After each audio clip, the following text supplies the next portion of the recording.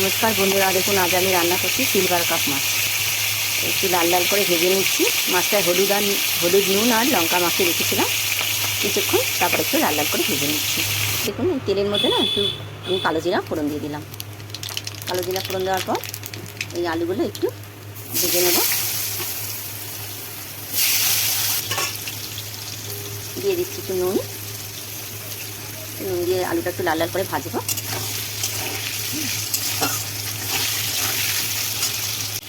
দেখুন আলুটা লাল লাল করে ভাজা হয়ে গেছে। এবার আমি একটু এটার মধ্যে হলুদ দিয়ে দেবো আর দিয়ে দেবো, দেখুন একটা মশলা করে রেখেছিলাম লঙ্কা আর টমেটো, এটা দিয়ে দেবো।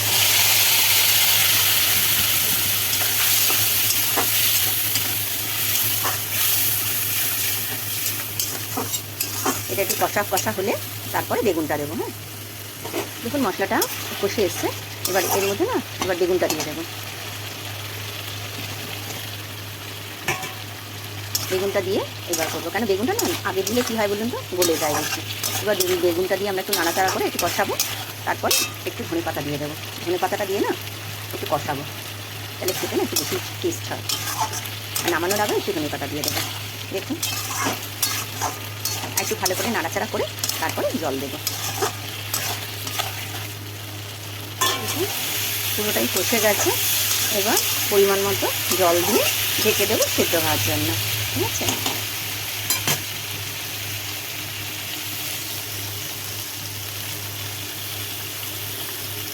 মাছটা মোটামুটি রান্নাটা মোটামুটি হয়ে গেছে।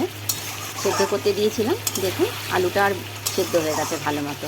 এবার পরিমাণ মতো আমি একটু জল দিয়ে দেবো।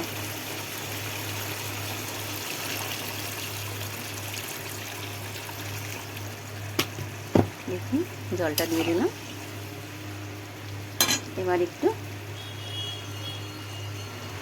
এবার একটু জিরে গুঁড়ো, জিরেটা না গুঁড়ো করে ভেজে রেখেছিলাম, মানে ভেজে তারপরে গুঁড়ো করে রেখেছিলাম। দেখুন দিয়ে দিলাম। এবার মাছগুলো দিয়ে দেবো।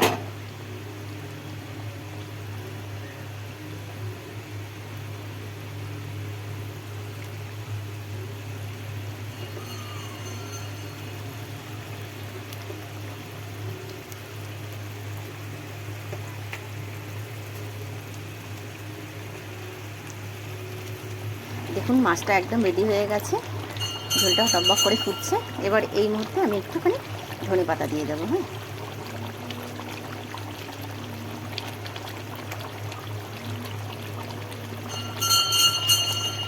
দেখুন ব্যাস আমার রেডি হয়ে গেছে সিলভার কাপ মাছের ঝোল। তাহলে কেমন হয়েছে বলবেন। ঠিক আছে, দেখুন পুরো ফাইনাল লুকটা দেখুন এইভাবে। তাহলে রান্নাটা কেমন হয়েছে বলবেন কিন্তু। হ্যাঁ, দেখুন।